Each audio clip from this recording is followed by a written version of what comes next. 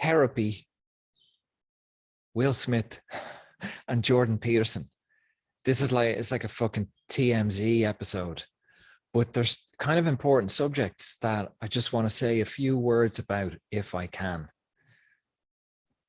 Therapy, I have plenty of experience with therapy in the past. I haven't been to a therapist in, Jesus, if I remember correctly, well over 10 years, maybe 12 or 13 years, maybe more than that. I can't remember. I did the whole group therapy thing. I did one-to-one therapy for years on and off. I the last few days we had what happened with Will Smith. And then this morning, Karen sent me a clip on YouTube of Jordan Peterson. It's an 8-minute clip. I've talked a little about Peterson in the past, so it kind of spurred me on to return to this subject. Our society, is deeply immersed in masculine energy and often in the lower masculine. The reactivity and violence or destructiveness, the abuse, whatever you want to call it, of the masculine. I don't mean this at all as any kind of slap towards males or the masculine. I've talked as well about the dysfunction of the feminine and the lower feminine. At times I comment about or I put stuff on my stories or on Instagram around, the lower masculine. And I sometimes get women who respond and say, yeah, men need to, whatever. And it's like, yeah, I'll get to you. Because that's total projection on the female behalf. Yeah, men need to be spiritual. Men need to get their act together. I don't believe any of that whatsoever. Women who are encountering dysfunctional masculine or dysfunctional males are just encountering themselves. They're encountering their own reflection. And the men that they encounter are just their teacher. They're showing them what they need to integrate. So I won't give you any concessions on this, of blame and pointing the finger. I thought it was interesting, of over these couple of days of seeing, Will Smith's response and reactivity. And I had some time to contemplate and digest this. So I didn't read Will Smith's autobiography, but I did watch his YouTube, whatever it is, about losing weight and about what I don't even remember what it's called. I watched that a few months ago, and I found it interesting. I found it interesting. I'm interested in people. I've always been interested in people and what drives people, the introspection, of why we behave the way we behave, what's underneath the shadow. That's ultimately what I do. That's why I think I'm a pretty good read of people. I can see people pretty quickly, pretty easily of what's beneath the performance and the act and the makeup. People on Instagram and on YouTube, and they click play or record or whatever, or they take the photograph and the smile. Hey, welcome to my channel. And you watch for 2-3 minutes and you can see the bubbling beneath the stuff that's being fucking compacted down. So Will Smith is interesting, an interesting character, someone who has all the acclaim and success and money and fame and beautiful family, all these things. And yet he had the courage, in a sense, to display this to the public. Now, I believe that he's made kind of family reality TV shows with the family. I think I haven't seen any of them. I haven't read up on them. I don't really know anything about that. The only thing I've seen is the YouTube thing from last year, 6 episodes or something. And I think he backed out of it in the end. And he said, no, he said, stop. So what interested me in that was the shadow being presented, that he had the courage, in a sense, to allow himself to be seen, but also that I would say that it wasn't the being, it wasn't the humility of Will that thought that, it was the ego. It's the ego that thinks, I'm going to lose weight. I'm going to portray myself in this, I'm going to achieve my goal at the end of this. And it's going to launch my book, and it's going to be a great, triumphant, going to be Will finds himself again. Will gets free. And that's not the way it unfolded. Will unraveled, and began to meet himself, the darkness. I think he had an alcoholic father who was quite violent. So Will is carrying that. That's why we choose to be born in our family lines, to inherit that DNA and that violence or that addiction or that abuse or whatever, so that it's passed down to us consciously, intentionally, for an opportunity for us to integrate it. That's our role. You know, if you're watching this video, you can't really make excuses. There's plenty of people who can make excuses out there. My mother hit me and my father was alcoholic, you know, but as you arrive on this path, you realize this is our responsibility. It's actually nothing to do with them at all. It's now my responsibility to bring this home, to make peace with this, and to be grateful for what I've inherited and what I'm carrying, and to retrieve the gem of wisdom and awareness on the other side of that integration. On the other side of all this pain is groundedness, expansion, awareness. And it's our opportunity to go and work through it or not, and point the finger and blame. So I empathize with Smith's reaction towards Chris Rock. Now, I only saw the clip on Twitter or on YouTube, and I watched it 2 or 3 times. I didn't want to get into it. But I know I have an awareness of what's coming up, because people like him, sadly, they don't have his money and they're not offering me, you know, tens of thousands of euro to work with me. But people like him come to me, people who are awakening and their stuff is coming up and they know that something's going on, but they don't know what it is. And then they arrive at my proverbial doorstep, and some of my videos or podcasts or whatever resonate with them, and they sense, but I can see pretty quickly, I know what's going on with them and I know what's coming up. And in Smith's response, his reaction was one of those moments, that stuff that came up that he did was too much. He didn't know how to integrate and reacted.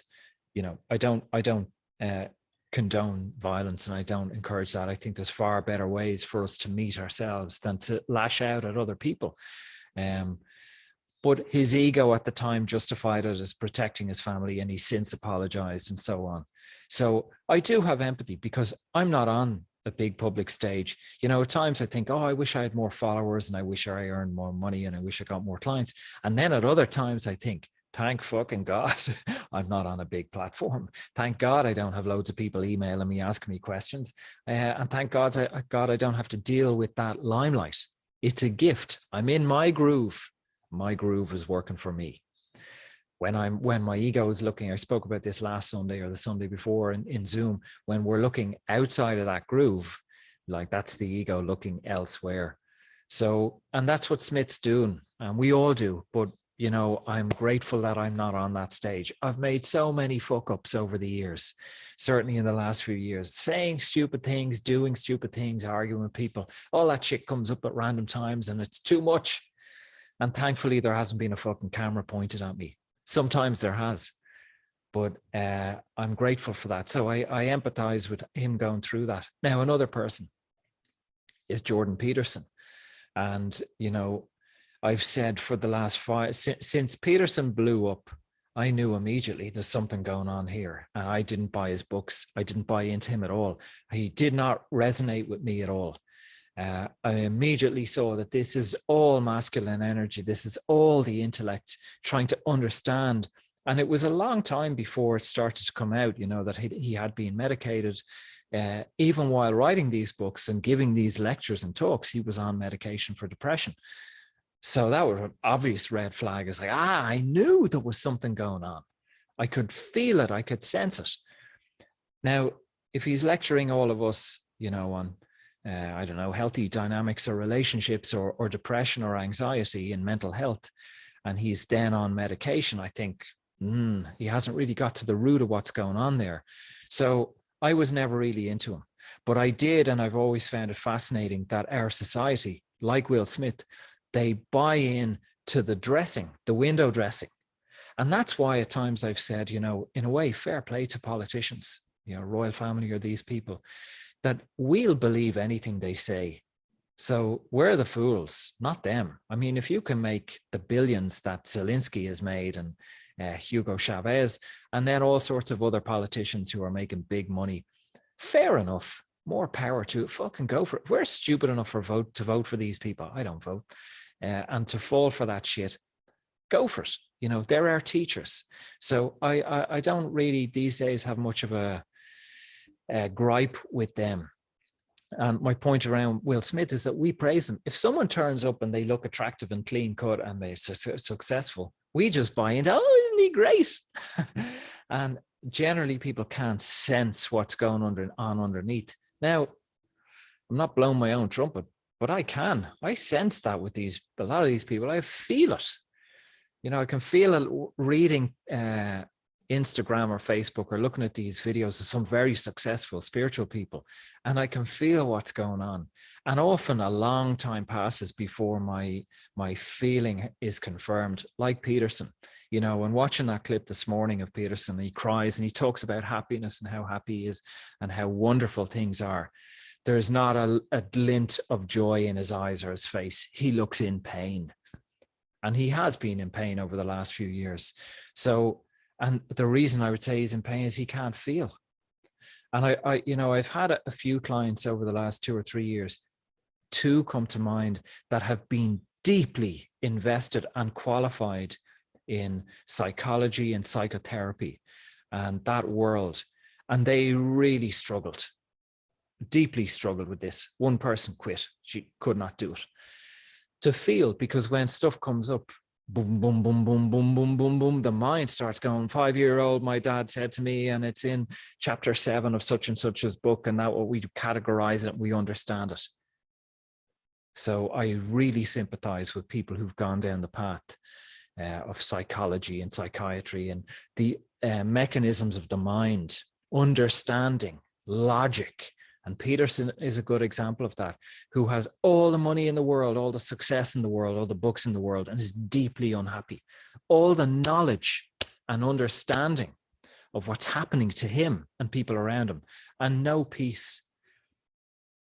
I'll take the peace any day of the week over the fucking money or the understanding or the fame or the information. I don't need any of it. Keep it. I don't want it. I want peace. That's all I want.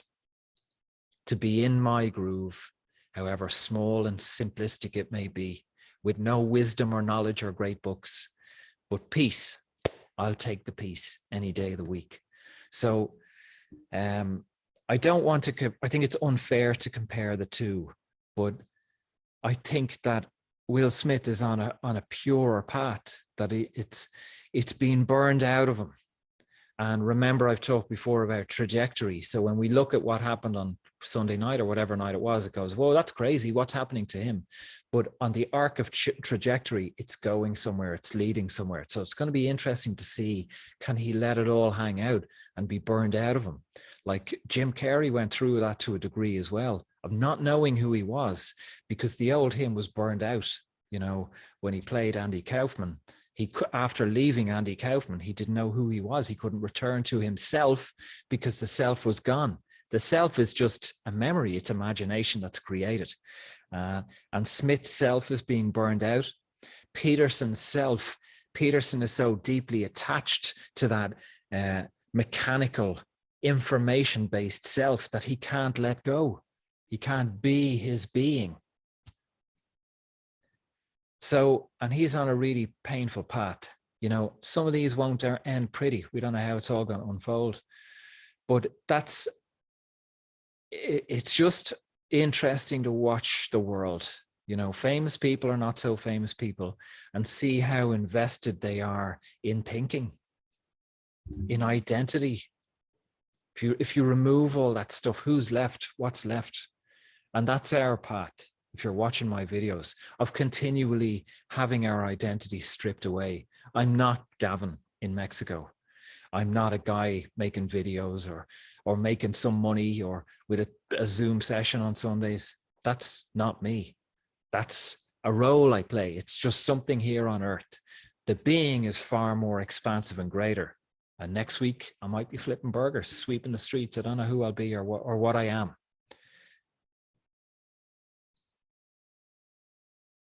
Anyway, thanks for listening to me. Come and join us on Zoom.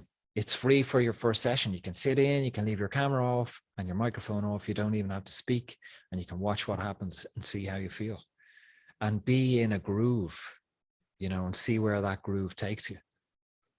Anyway, be well. Thanks for listening to me.